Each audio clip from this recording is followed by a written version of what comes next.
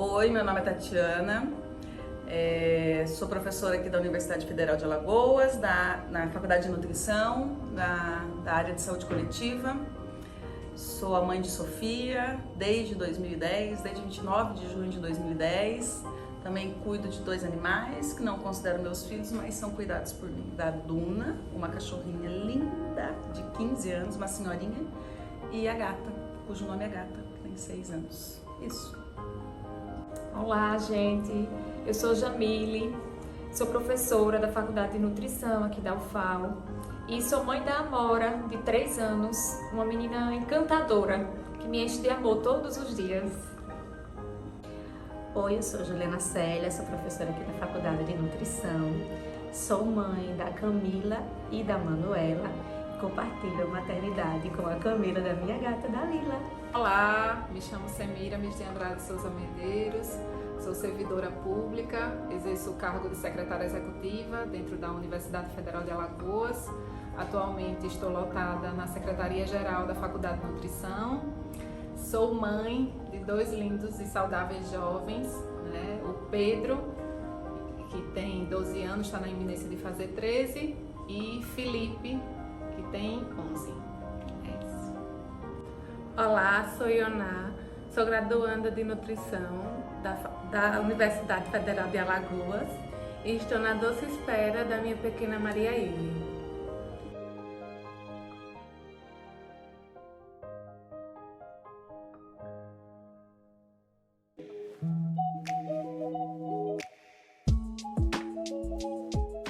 Gente, eu acho que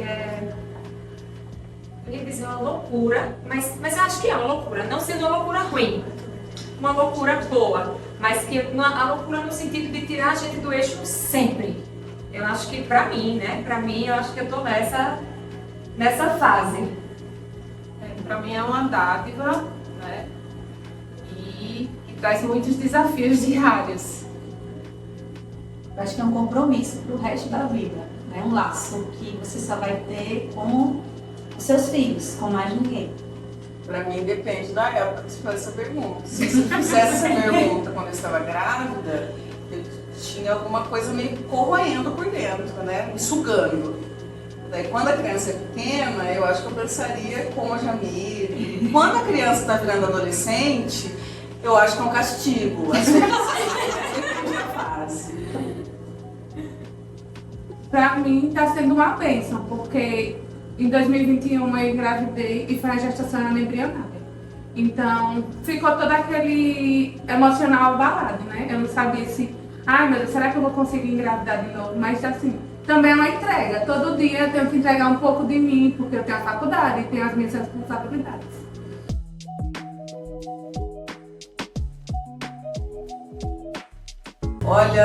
Olha, é também uma pergunta que depende, né? Quando você tem 2 adultos cuidando de uma criança, ou 2 adultos de 2 crianças, tem uma realidade. Quando você tem um adulto cuidando de uma criança, é outra realidade, né?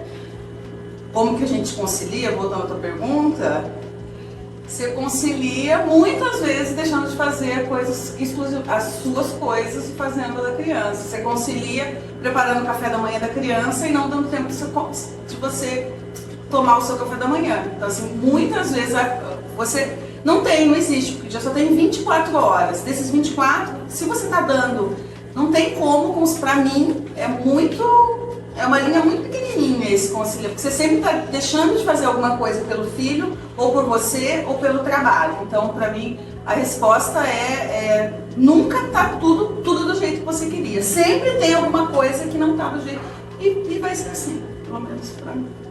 Tem que aceitar que tá doendo menos. Eu concordo com a Tati, porque, assim, pra mim que sou acadêmica, né? Às vezes eu tô aqui integral, então eu não consigo lidar de conta de tudo, de chegar em casa ainda e colocar a matéria em dia e preparar jantar e deixar a casa arrumada. Sempre tem alguma coisa que vai ficar de canto e no final de semana que a gente vai ajustando. Pra mim, eu falei loucura, né? Não é loucura de botar, gente, da outra vez, depois eu fui vendo dádiva, fui vendo tudo, e uma consciência pesada, mas, como a Tati falou, é uma fase, né? Minha filha tem 3 anos, fez agora 3 anos, E aí eu tá numa fase super difícil de entender que eu preciso trabalhar, que eu preciso ter minhas coisas para além dela. Então todos os dias ela vai dormir, antes de dormir ela fala: mamãe, tive muita saudade de você hoje, mamãe. Aí isso me faz repensar o dia. Mãe, o que foi que eu fiz no meu dia? Que momento eu dediquei total a ela? Será que eu me entreguei total a ela? E o trabalho? Será que eu me dediquei ao trabalho total?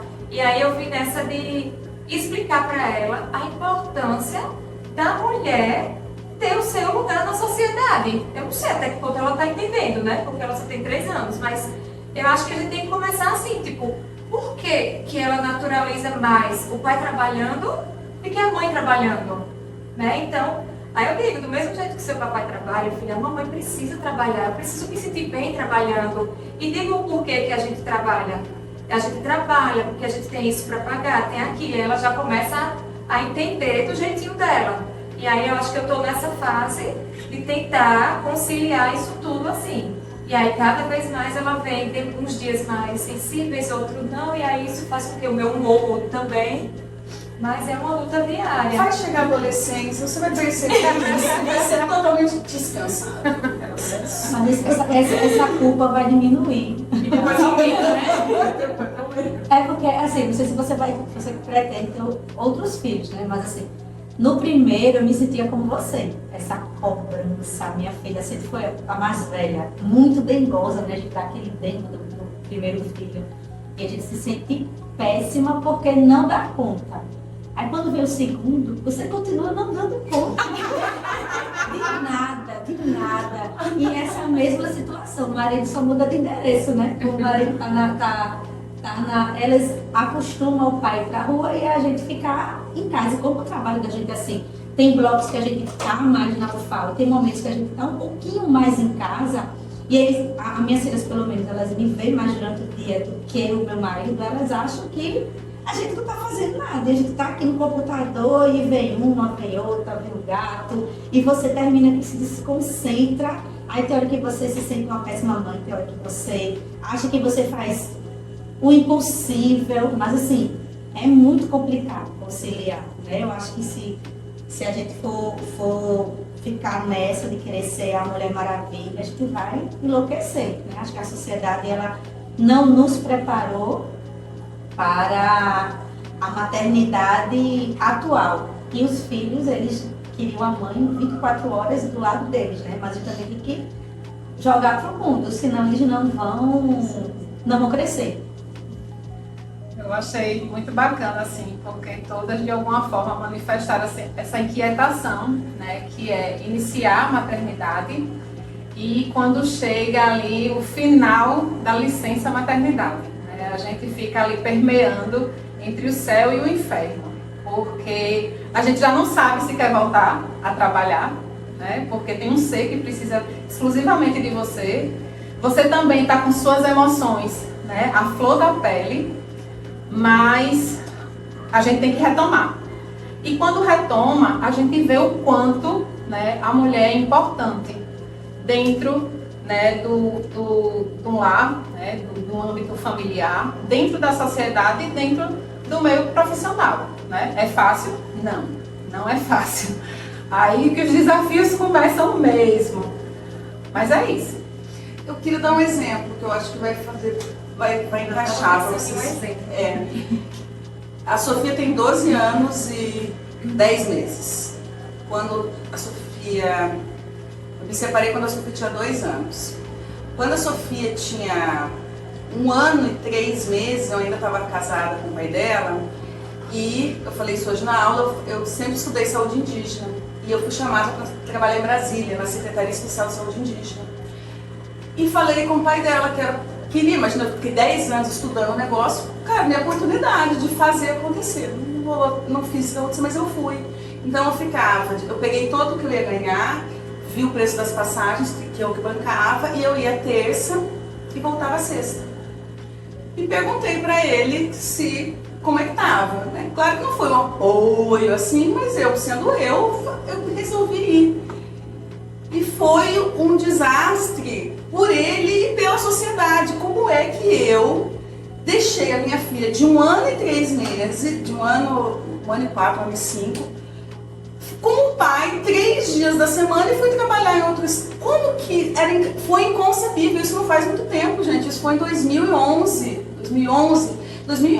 Assim, eu fui veladamente criticada por muitas mulheres, pela grande maioria das mulheres que me conheceu, foi criticada por fazer aquilo. E de fato, meu casamento acabou logo depois, uns 2 meses depois que acabou meu salário. Claro que eu não tenho como quantificar quanto que isso impactou no fim do casamento, mas eu tenho certeza que isso teve um impacto muito grande, muito grande. Como é que você abre mão de estar ali para ficar? Mas se fosse um homem, isso seria... Ninguém, não ia me questionar, né? Mas, enfim, eu achei importante dar esse exemplo, porque eu acho que eu sou a única que só vivo eu e a Sofia, né? Não vivo com nenhum companheiro. Mas isso acontecendo. Então, para mim foi um exemplo muito prático. Que sociedade machista que a gente vive. Como é que a gente chegou, deixou chegar até aqui, né? A gente tem que mudar isso. Eu só dando continuidade à Tati, eu fui pro médica com a Amora, e quando cheguei lá, você precisa de atestado? Era um domingo. Aí eu disse, preciso de atestado no nome do meu marido, porque da última vez fui eu que faltei trabalho, agora vai ser ele. E aí peguei, aí saí, olha, tô com atestado amanhã, você não trabalha e fica com a Amora. E aí todo mundo achando estranho, porque que eu não estava com a minha filha e ele que teve que faltar o trabalho para estar. Então, por mais que ele entenda, que ele é diferente da grande maioria, mas ainda está dentro da sociedade, né? Então, mesmo assim, o trabalho dele não está preparado para receber essas informações, a sociedade em si não está preparada. Então, é um esforço para a gente, como mulher, encarar tudo isso. Encarar que eu estou dentro de uma emergência, eu, ele e ela, e na hora de entrar, eu fico esperando e ele entra. E aí as pessoas olham, tipo, por que ele entrou? E você ficou aí esperando? Porque a gente pergunta pra Amora, você quer entrar com quem dessa vez? Com a mamãe ou com o papai? E aí ela escolhe com quem ela vai entrar e entra. E sempre a gente vê que fica alguém, tipo, ficou a mãe do lado de fora, né? E aí a gente tem que lidar com isso do todo, assim. É difícil, é a luta diária mesmo de quem quer tentar fazer diferente. É uma pergunta bastante difícil. Porque, assim, uma coisa é a teoria, o que a gente vê dentro da faculdade. Outra coisa é a vida real. Porque, tipo, eu quero fazer tudo certinho, né? Mas, assim, eu sei que não vai depender de mim, porque eu não vou estar 24 horas dentro de casa. Porque eu pretendo continuar minha graduação no curso dela, não pretendo trancar nem nada. Então, assim, minha mãe, ela já tem uma visão mais ultrapassada, assim. Hoje em dia a gente conversa sobre ela, sobre a importância de não introduzir sal até 1 ano, não introduzir o açúcar até 2 anos, porque eu também tenho uma irmã que ela teve bebê há pouco tempo. Então, a gente está começando a modificar a visão da minha mãe quanto a isso, porque ela, como avó, ela quer dar um docinho à criança. Então, assim, vai ser um desafio para mim por conta disso, porque eu não vou estar 24 horas em casa, então eu não vou ter a supervisão sobre tudo. Então, eu vejo ela hoje em dia como um desafio.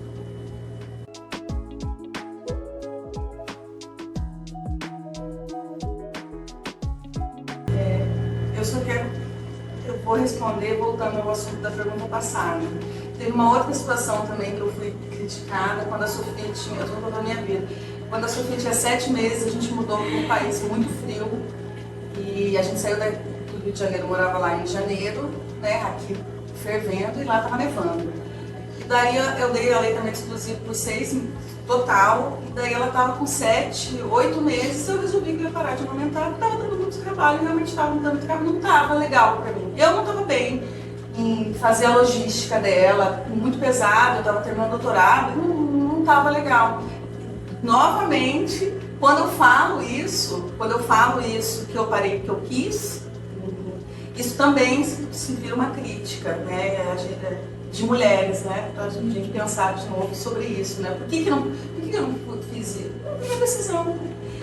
E os desafios da alimentação, né, agora vou voltar para o presente, né, a Sofia tem 12, mas eu convivo com várias crianças, né, e daí eu consigo, às vezes eu não me lembro, mas eu consigo fazer isso, né, eu acho que quando ela vai chegando na adolescência, como ela está agora, ela entende que ela tem que comer, né? Porque ela vive comigo, mas nem sempre ela, por exemplo, ela põe a salada, né? Mas ela sabe que tem que pôr a salada.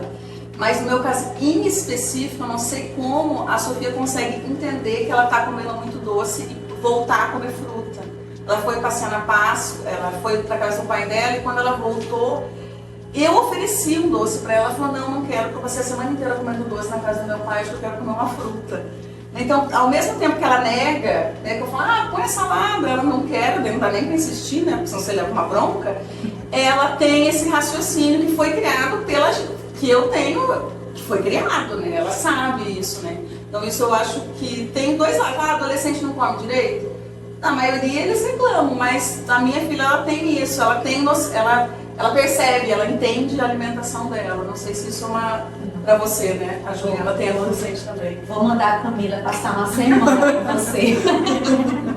Não, as minhas filhas, assim, as duas, uma tem 12, uma tem, ela falando de 12 ou 12, uma tem 14 e a outra tem 7. E a Camila eu amamentei até, acho que 4 meses, porque eu trabalhava no particular, e aí voltei, era muito longe, aquele processo todo, eu tive mastite, foi todo um drama a minha amamentação, que não vou falar agora, né? Mas eu tive que desmamar. Mas ela mamava, ela adorava leite, e aí foi difícil começar a introdução alimentar com ela. Eu acho que todas tiveram fases muito complicadas até hoje.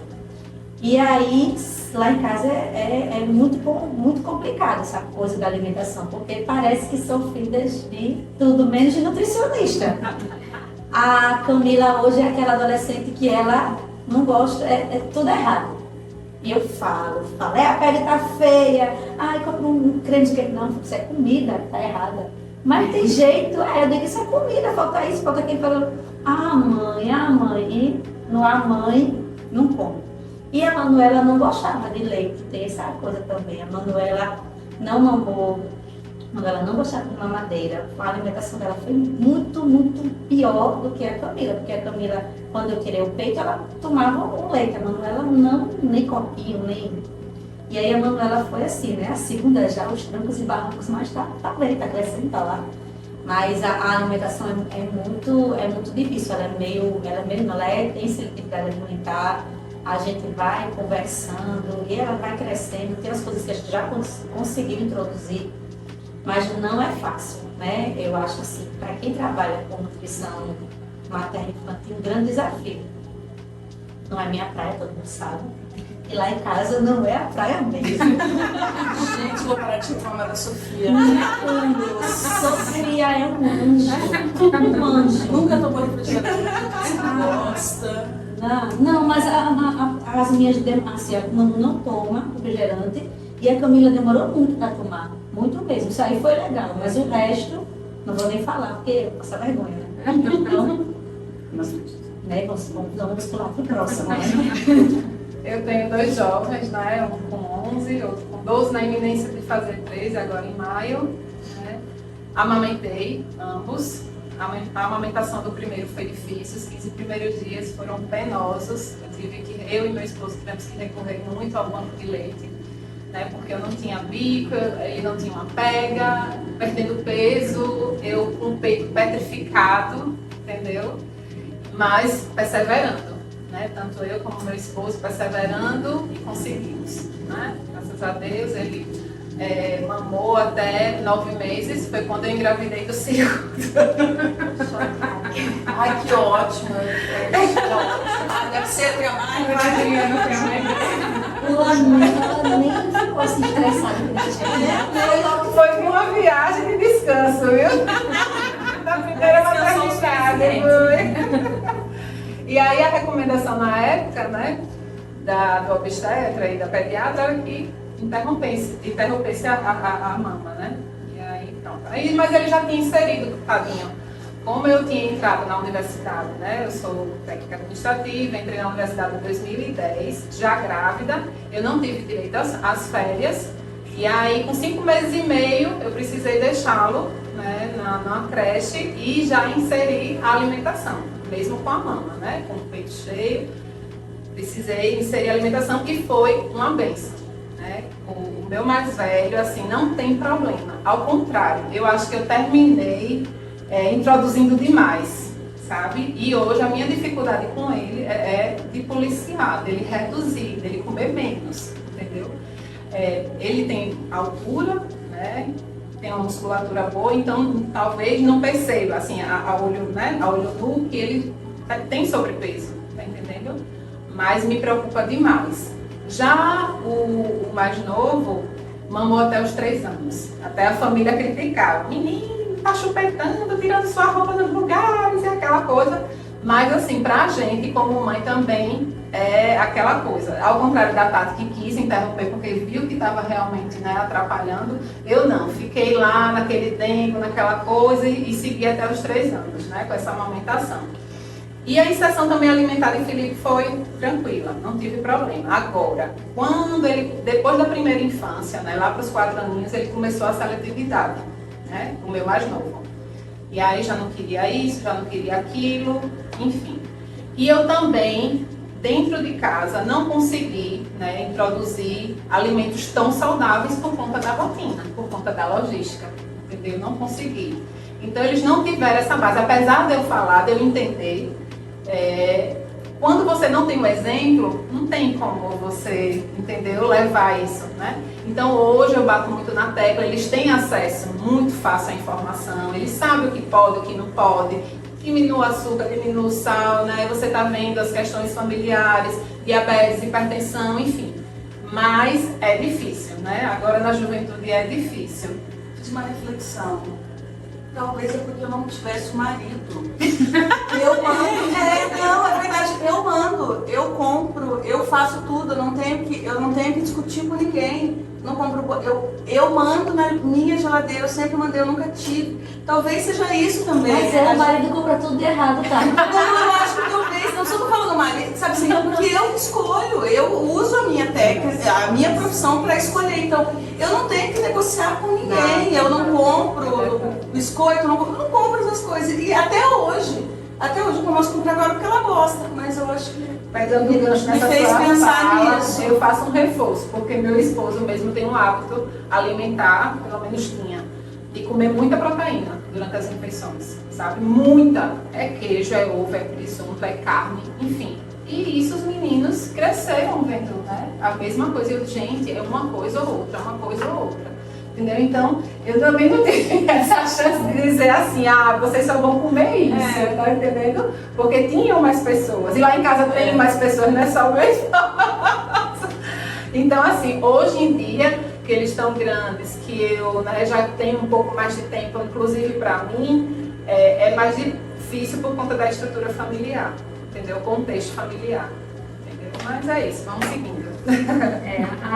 O meu eu acho que vai ser diferente de todo mundo, porque a Nora nasceu com um mês de isolamento da pandemia. E aí foi 17 de abril, eu parei de trabalhar, suspenderam as aulas 16 de março, a Nora nasceu 17 de abril. Isso foi uma reviravolta na vida da gente. E aí, o meu parto foi domiciliar. Não estava programado para ser, enfim, transformaram alguns hospitais em hospitais para a Covid, e aí a gente, não, vamos fazer parto domiciliar mesmo.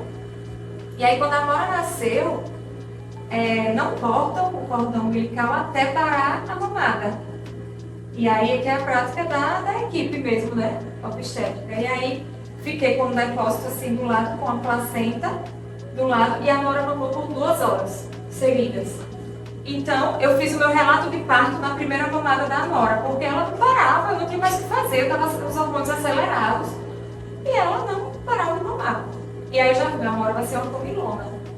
E assim ela foi mesmo. Aí quando ela fez, aí eu comecei a trabalhar, voltei para o trabalho 4 meses só de licença, empresa privada, só que eu estava trabalhando em casa. Eu, meu marido, trabalho remoto. E aí foi muito mais fácil para a gente iniciar a introdução alimentar. E aí foi todo mundo junto. Desde ela bebezinha mesmo, comia todo mundo junto sempre, todas as refeições. A gente botava o bebê conforto em cima da mesa. Quando ficou pesado para a mesa, a gente botava ela no carrinho do lado e ela sempre via a gente se alimentando junto.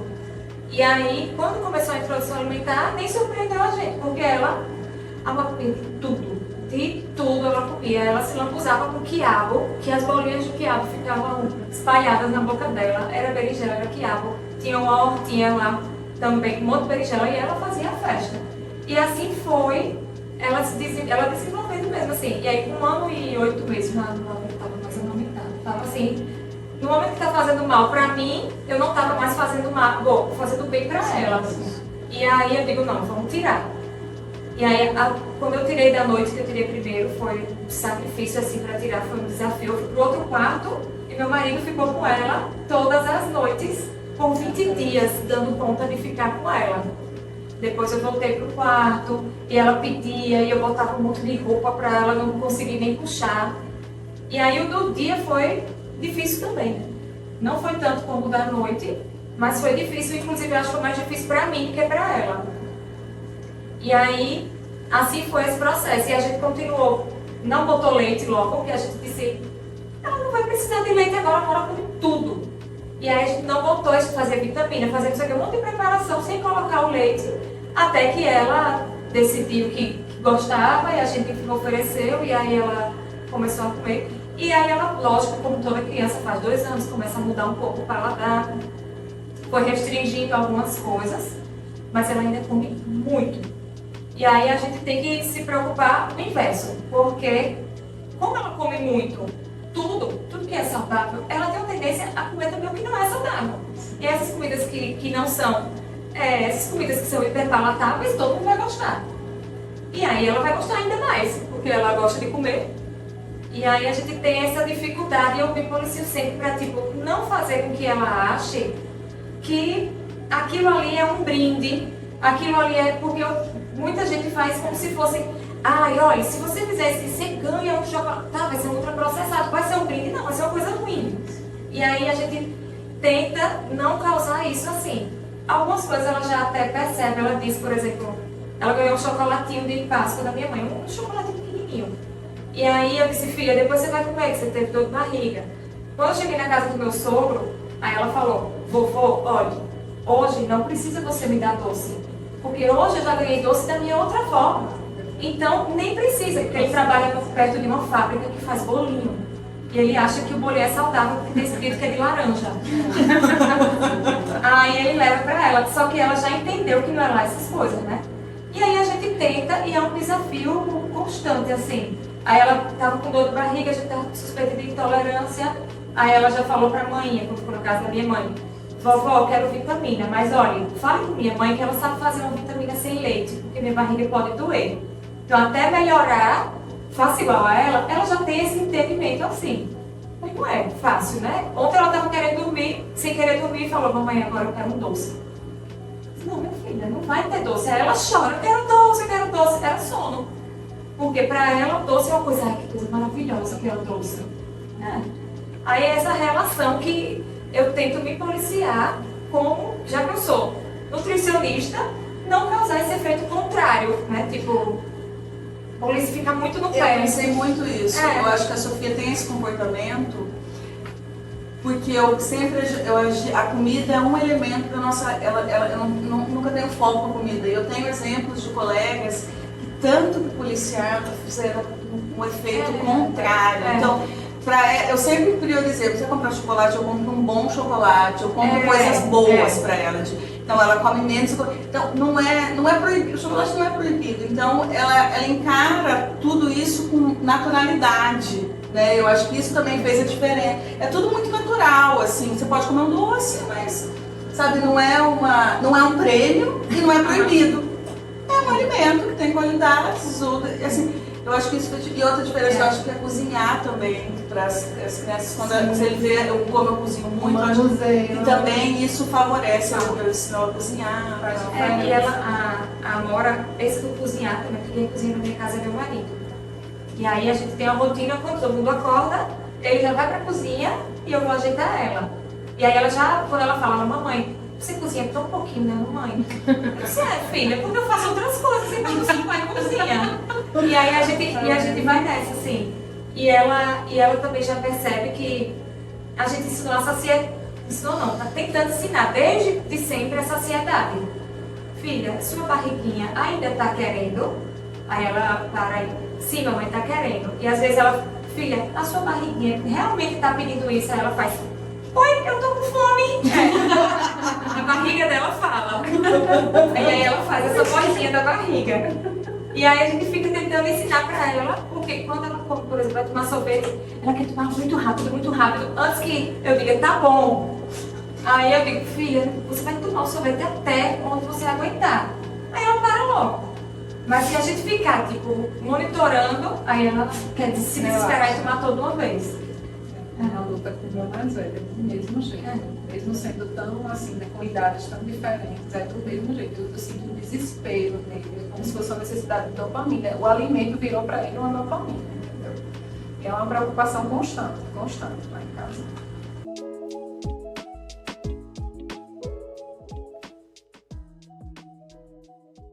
Posso falar?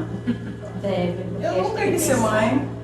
A primeira pergunta que o pai da sua filha me fez é: você quer ser mãe? Eu falei, não, se a tua intenção for essa. Antes de ser mãe, eu pensava em não ser mãe, era isso que eu pensava.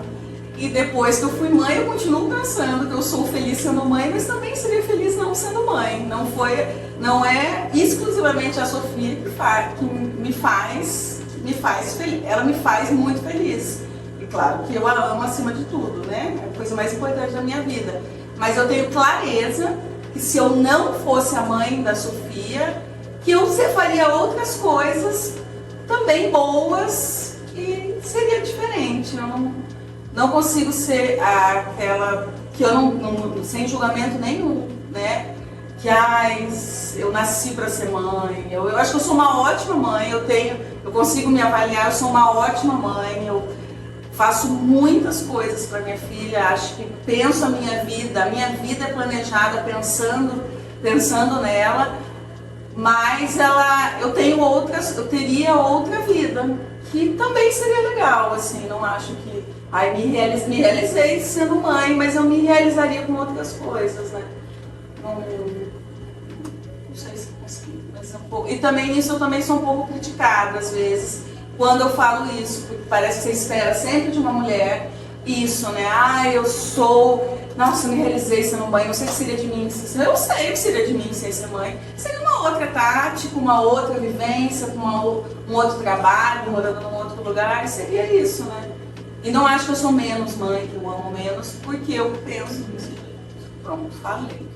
Agora eu pergunto, para eu poder pensar, não sei influenciar. Certo. O que você diria para você mesma antes de ser mãe? Quando eu engravidei, né, eu já estava querendo ser mãe. Antecipei o mês, né? Mas já estava querendo ser mãe.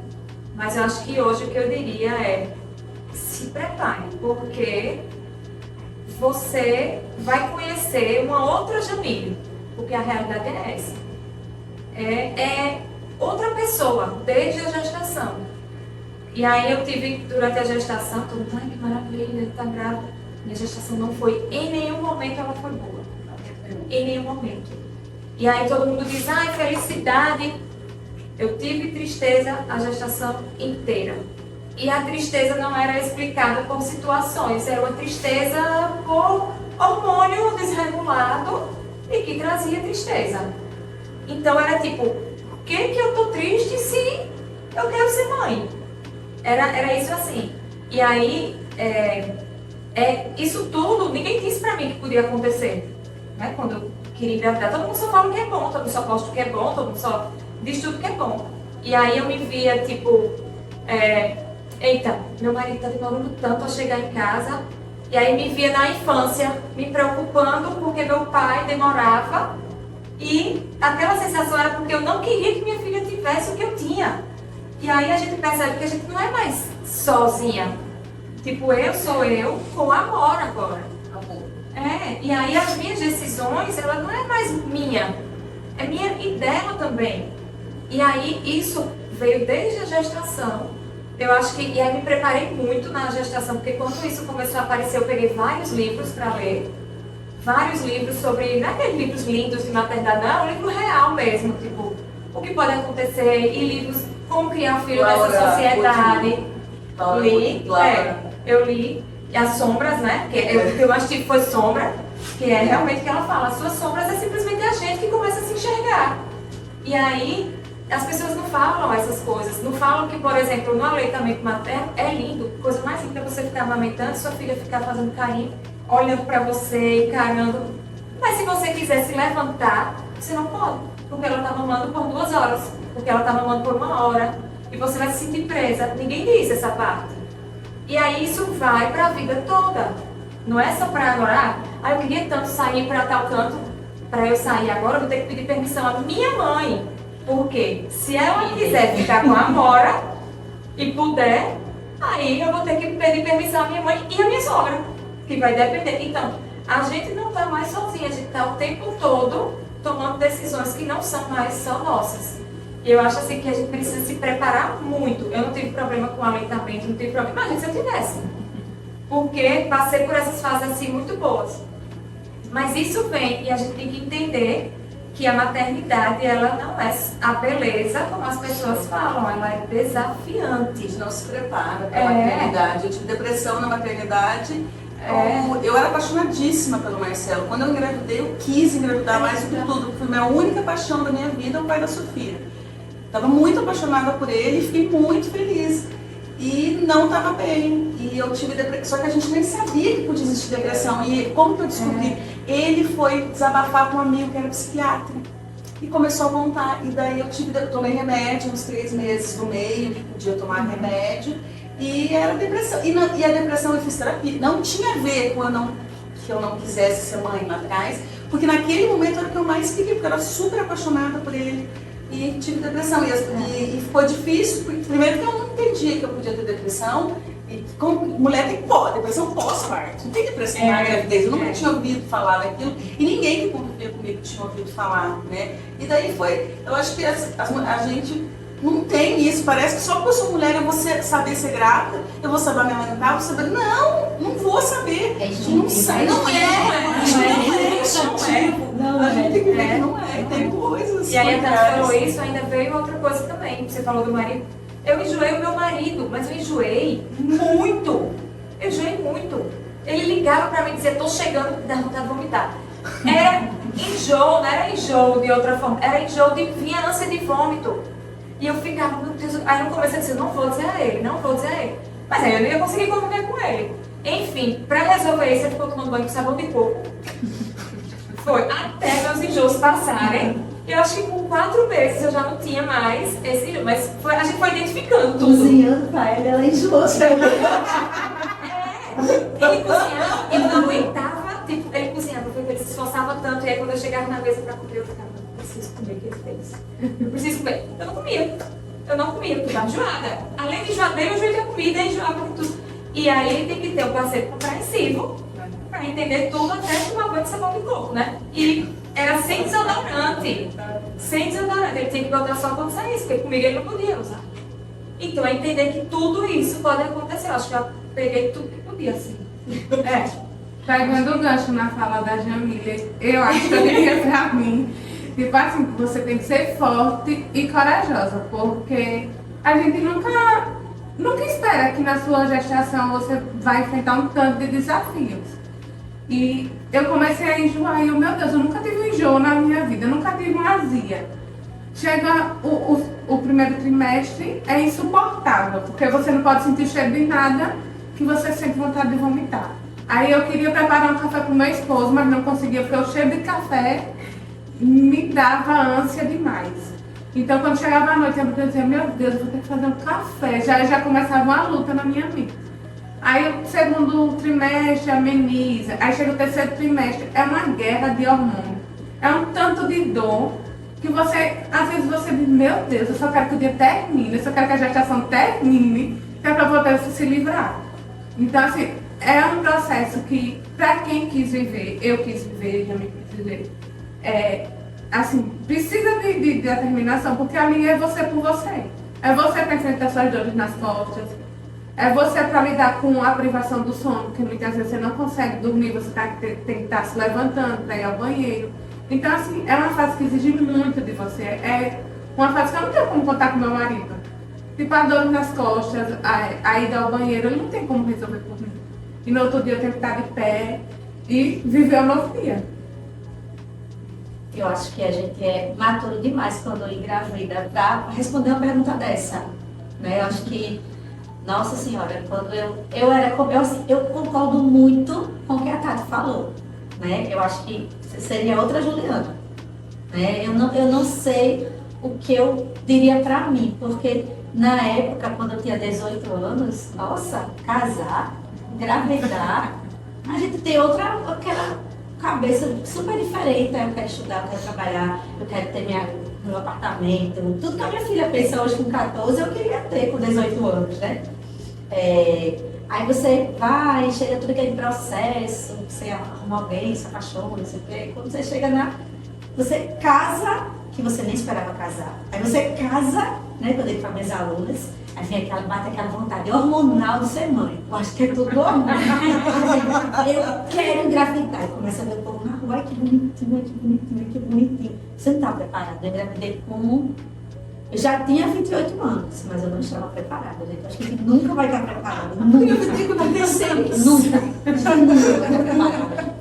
Engravidei com 28 anos e hoje eu acho que eu engravidei cedo demais. Eu acho que eu casei cedo, eu acho que eu engravidei cedo e meu marido também acha. Porque se ele escutar esse negócio, ele vai pedir o divórcio. Mas ele também acha. Mas assim, eu quis a Camila, né? Foi aquela época de querer, eu queria a Camila. Mas na minha gravidez da Camila, eu enfrentei a doença do meu pai. Então eu não me permitia me sentir feliz. Então foi um processo muito difícil a gravidez inteira. Aí vem a amamentação. Aquele peito rachado, que vocês gostam de amamentação, né? Aquele peito rachado, aquelas pedras. Gente, eu odiava ficar sem sutiã. Até hoje não acredito de qualquer pessoa. Mas eu tinha tanta dor, que vinha a minha cunhada que já tinha experiência. O meu cunhado, eu chega, dá massagem, coisa, porque eu não conseguia, doía demais, mas consegui. E da Manuela, então assim, eu não sei responder essa pergunta, mas eu sei que hoje eu sou muito feliz com as minhas filhas, muito, né? Eu não quero que elas passem por nada do que eu passei. Por isso que eu faço, Camila, pensa bem na tua vida, viu? Vê mamãe correndo que nem uma doida, não quero isso pra você não. Ela fica, mãe.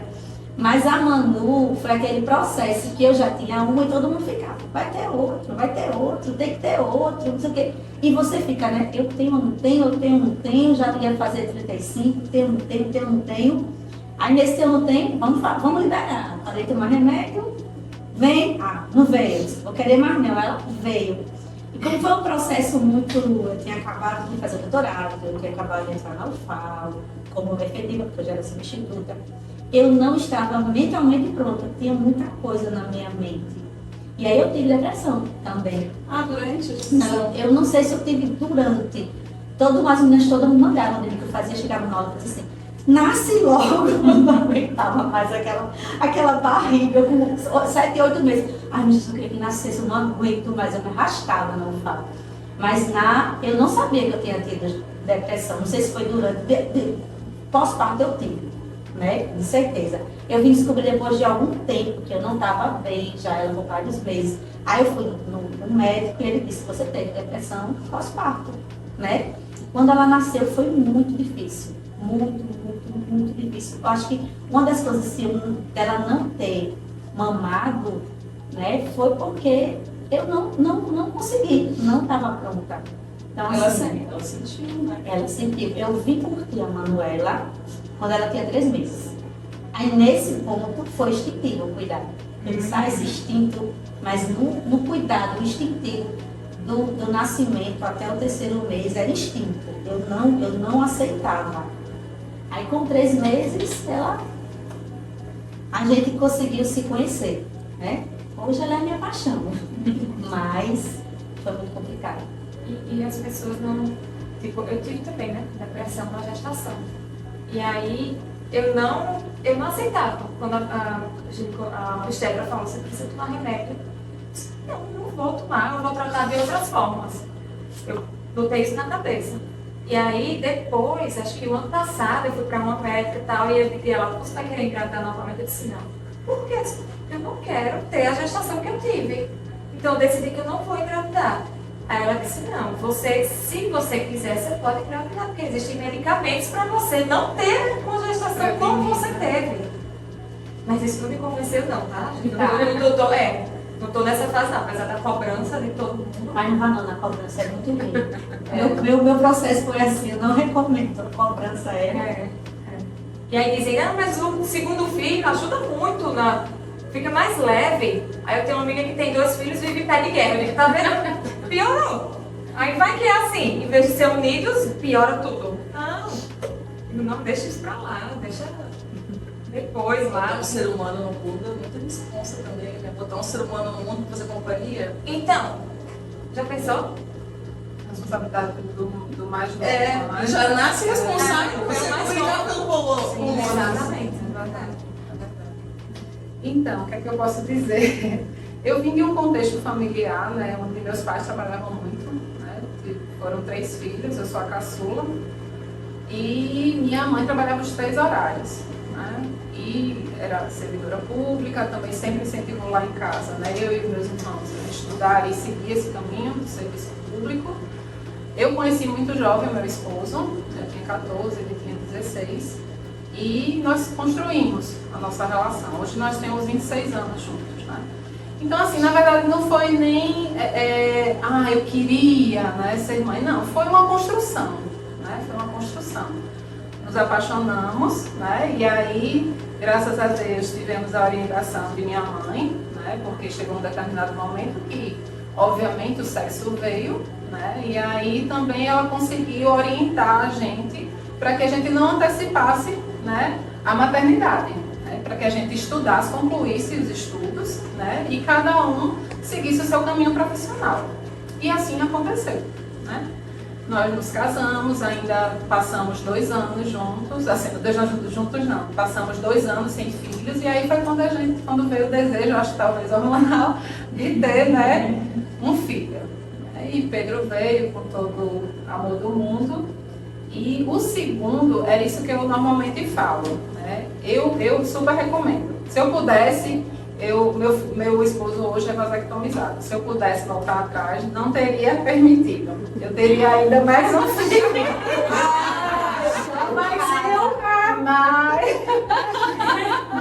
Eu teria mais um filho, mas não em intervalo curto. Porque eu fiquei com 2 bebês dentro de casa e foi assim, angustiante. Foram 6, 7 anos da minha vida dedicada a eles e tendo que me dividir para todo o resto, né? Mesmo sabendo que eu não estava fazendo algo bom, né? Alguma coisa estava falhando, né? Seja na alimentação, seja no trabalho, seja nos atrasos, enfim, alguma coisa não estava saindo legal. Foram 6 anos de dedicação para eles, para casa, para casamento, né? Tendo que vir para o trabalho, enfim. E depois, é isso que eu diria para uma mãe que está iniciando hoje, né? Procure realmente se precaver, entender como vai ser o processo, né, da maternidade, pós-maternidade, e tente ter equilíbrio. Assim, não imagine que vai ser uma super-heroína, que não vai ser. A gente precisa dividir a responsabilidade, seja com o esposo, parceiro, companheiro, seja com a rede de apoio. Se você tiver, que não foi o meu caso, eu não tive rede de apoio, né? Eu tive que recorrer a uma creche, entendeu? Se você tiver condição, contrate babá, contrate doméstica. Entendam, não é para você substituir a sua responsabilidade, mas para você dividir a responsabilidade. Porque chega um determinado momento que você vai adoecer, entendeu? Seja emocionalmente ou fisicamente, né, você vai adoecer. Nós não somos super-heroínas. Então é isso, procurar o equilíbrio, né, entender o processo da maternidade e seguir em frente. Aí desenvolvendo também a questão, no meu caso, né, a questão da espiritualidade, entendeu? Foi algo que fortaleceu muito. né, o meu dia a dia, a minha relação, né, tanto com o esposo como com os filhos, enfim, é isso. Você falou de muitos filhos, né? Eu falando assim, parece que eu negaria os filhos. No dia que a Sofia nasceu, no dia, pra mim foi assim, foi uma coisa mágica. No dia que ela nasceu, passou tudo. Eu fiquei a pessoa mais feliz do mundo. Não, foi maravilhoso, eu adorava ficar com os peitos pra fora. Eu adorava aumentar, foi maravilhoso, assim, maravilhoso. Eu teria muitos mais filhos. Se eu tivesse um companheiro, até um tempo atrás, eu teria muitos mais filhos, eu teria 3. Antes da Sofia, eu nunca tinha pego um neném no colo. Eu não tinha nenhuma relação. Eu teria muitos, eu teria mais. Eu falo, a Sofia, a gente brinca de adotar, né? Adotar e tal. Eu acho que não reflete o que era antes, né? A gente muda muito, é isso, assim, muda, você é outra vida. Eu sempre falo, bem-vindo ao mundo da matéria, que é outra. O dia que você olha para a barriga, o neném não tá mais lá. Eu me lembro disso, eu olhei e falei, não tá mais aqui. Daí vem o neném, daí agora é outra vida, não existe mais volta, daí não tem volta, não dá pra voltar aqui do lado. É isso. E lá, a gente tá indo, né? Aí a Tati falou isso e eu lembrei. Quando a Amora nasceu, veio essa sensação, aí vem tudo de bom, parece, ainda bem, né? Não tive nada no pós-parto e tal. E aí a Samira me trouxe a questão da rede de apoio. E aí, como a gente estava na pandemia, a gente pediu para meu sogro e minha sogra ficarem isolados 15 dias para quando a Amora nascesse, eles ficarem dentro do lado de casa, porque minha mãe não podia ficar porque ela estava com a minha avó. E aí eles foram, no dia, e a Amora nasceu certinho, 40 semanas ela nasceu. E aí eles foram e ficava assim, eu cuidava da Amora, meu marido cuidava de mim, meu sogro fazia a comida, a minha sogra cuidava da casa. E ficou ótimo isso. E ainda tinha um sobrinho do meu marido que ele ajudava o que podia uma coisa ou outra. E isso foi muito legal. Era madrugada, quando eu acordava madrugada morrendo de fome para amamentar, que eu olhava para o lado, tinha um monte de comida, tinha fruta, tinha amendoim, tinha castanha, tinha tudo para mim que meu marido tinha botado na mesa. Ai, como é bom amamentar assim.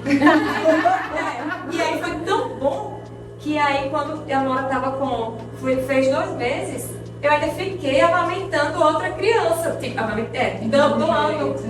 Fui mãe de leite por 3 meses, eu acho. E aí, à madrugada, a Amora dormia, eu tirava o leite e levava pro vizinho. Aí, todo dia, o vizinho ia lá com um isoporzinho, aí eu mandava mensagem, tem leitinho, pode vir pegar. Aí ele ia lá, pegava o leitinho, e era na pandemia, que era ótimo, porque a gente tinha contato com o vizinho, pelo menos. E aí foi ótimo a amamentação assim, nessa fase, que a rede de apoio, que até hoje a gente tem. Peraí, isso vai ficar gravado. Esse leitinho ia direto. Peraí. É importante. Vamos Não lá, gente, deixa eu explicar. Fui na Santa Mônica, fiz todo o cadastro, fiz todos os exames que eles pedem, fiz e enviei, que era, nesse momento estava sendo enviado. O primeiro leite que eu mandei de presente, foi um presente para essa criança. Eu mandei escrito a Morinha, que a Morinha aceitou, dividiu o leitinho e tal, mas precisa ir para Santa Mônica. Aí eles levaram na Santa Mônica, só que a gente morava em Riacho Doce. E aí levavam na Santa Mônica porque não tinha motoqueiro para pegar. O tanto que ele levava, a Santa Mônica fica com 50%. E aí, ele tem uma filha enfermeira.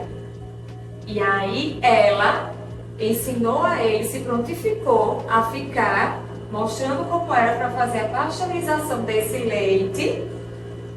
E aí deu certo. Não, eu acho importante, né? Para sair dizendo que pode pegar leite lá em casa. Não pode. Até porque não tem mais. Não tem mais, né? Na época da minha mãe não teve nada disso. Tenho várias irmãs de leite. Várias, gente. Eu segui até de avião para Salvador. Minha mãe, minha gente, sério, parece uma vaca leiteira. É sério, minha gente. Ela fala assim, eu fico, sabe? Tem uma prima, inclusive, ela era gêmea, né? A gêmea não sobreviveu. E minha mãe mandava para Salvador, né? Pode ir, mas pode, não tinha essa questão de ir no ponto de leite, nem pasteurizar. Ah, que não pode, a amamentação, não tinha nada disso. Ia, seguia e pronto. E eu seguia tudo como era, né? Tipo, tem que botar a boquinha, tem que pasteurizar, todo um padrão. E era, tipo, meu marido topou junto, porque ele tinha que topar. Porque quem esterilizava de madrugada era ele, quem se levantava para ir botar no congelador era ele, casa primeiro andar, então ele que tinha que, de madrugada, fazer tudo. Pega isso, pega aquilo, não sei o quê. Se a gente não tivesse apoio. E uma outra coisa que eu tive depois que a Sofia nasceu, eu fiquei, gente, por que eu não doei os meus ovos?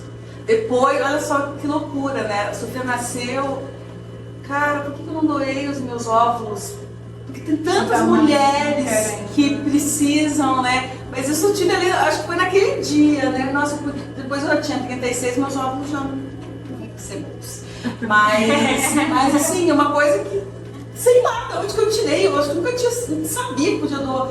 E daí eu pensei, nossa, podia tanto ter doado os meus óvulos para mulheres que precisam de óvulos. É a maternidade das sustentações.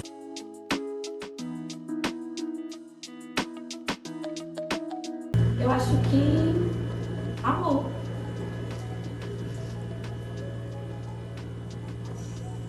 Pode falar. É um sentimento incondicional mesmo. Amor. Eu falaria entrega. Eu acho que aprendizado. Pode ser outra evolução. Não sei. Eu acho que isso. E o amor, que eu já fui falar, né? É só um. Eu tentando buscar uma palavra que resuma, mas todas que elas falaram. Falaria amor, mas é que não é que amor é clichê, mas não tem palavra para dizer, eu acho. Acho que não pode chorar, né? Acho que não tem palavra para dizer. Não, é amor, mas é mais que amor, porque é um amor que não é o amor do meu amigo, não é o amor do meu pai. É um ultrapassa uma coisa que As nossas barreiras. ultrapassa, não sei dizer. É um amor, é uma coisa, não existe o nome, que nem saudade que só tem em português. É um amor que não existe o nome, não sei. Quem sabe. E ontem a Tati falou isso, eu lembrei da minha filha ontem, antes de dormir, que ela falou assim, eu deitei com ela e todo dia a gente deita, aí ela olha assim pra mim, aí ela falou ontem, mamãe, eu te amo tanto, mamãe, e eu nunca vou desamar você. Eu tenho um amor que ninguém vai dizer, não vai desamar. E é um amor, assim, eu tô sem exemplo porque a Sofia tá numa fase quando eu vou fazer alguma coisa boa pra ela. E ela me trata meio mal. Assim. Sabe aquela dor? Não sei nem explicar pra você. Mas parece que dói o meu peito, dói física. Tipo, eu vou fazer um carinho pra ela. Oi, amor, você quer comer o quê? Já falei que eu não quero alguma coisa assim. A dor que eu sinto, agora, você sente uma dor que é física, assim, uma coisa que me desaba, assim, eu vou pro chão. E ela não tem noção. Ela não tem noção de como. Agora, assim, eu penso na minha mãe, a gente vai pensando. É uma coisa que eu não tenho como explicar. Eu desabo no chão. Tanto que eu não falo. Se você tá me olhando, você fala, nossa, não deixa ela falar assim com você. E ela não é mal educada, não. Às vezes ela faz. Eu não consigo nem reagir a isso, de tão doído que é, assim. Então, isso que eu digo, não tem, porque por nenhum amor, por nenhuma paixão, por nada, eu nunca senti essa. Eu só sei isso porque eu sinto essa dor quando acontece isso. E Tati, ela só vai entender isso quando ela for mãe. E ela é uma menina especial, ela não é, assim, ela é uma menina diferente, talvez ela não é falando. Porque muito do que minha mãe fazia e eu repelia, né? Eu falava, vou fazer diferente. Hoje eu me vejo fazendo as mesmas coisas que minha mãe, né, fazia e entendo perfeitamente, né, tudo, o quanto ela lutou, tudo que foi feito, tudo que ela castigou, enfim. Né? E eu só entendi isso depois que eu fui mãe. Sabe? Às vezes eu penso, gente, eu tô pagando. Eu acho que a gente, outra coisa que é importante mesmo assim, é que a gente vai ver várias vezes uma coisa que incomodava na nossa mãe, no nosso pai. E olha que a gente tem uma relação maravilhosa, é difícil até eu saber o que incomoda, mas na hora que a Amora faz, que eu me vejo, eita, sou a minha mãe agora. E aí eu vejo, reproduz mesmo assim. Mas eu também tenho uma tendência ao inverso de pensar, tipo, esse sentimento que ela está tendo, eu já tive ali. Então, talvez se eu acolher ela de outra forma, ela vai perceber diferente. E aí ontem foi antes de ontem, ela falou assim, eu falei, filha, vem tomar banho. Ela disse, já falei que não quero. Aí, com 3 anos, eu falei, filha, eu só chamei você para tomar banho. Aí de lá do quarto ela gritou, me desculpe, mamãe, não vou mais falar assim. Aí, ó, já tá, né, ela consegue. Você não foi intolerante, né? Falou de e ela forma consegue suave, e isso. ela, né? captou. E essa dor que eu falei é diferente porque isso também acontecia comigo e não me machucava como me machuca hoje, não tem como explicar. Isso não devia acontecer, mas não me machucava como. Sempre que eu vejo uma menina grande, uma adolescente, isso me machuca de um jeito hoje, que eu tenho certeza que ela sempre falou, ela deve ter falado muitas vezes, ter sido deselegante comigo, mas assim, agora, nesse momento, me machuca de um jeito assim que é cruel, parece que tá me enfiando uma faca, assim, mas eu vou sobreviver. Eu vou passar por isso. É o desafio. É uma coisa na voz, assim, ela tem consciência do que ela tá falando, assim. E eu não fico com raiva dela, não é raiva. Assim, só dói. Eu não tô com raiva dela. Ela não tá fazendo aquilo que ela quer me ofender, porque ela quer. Não é isso. É uma outra coisa. Um outro podcast.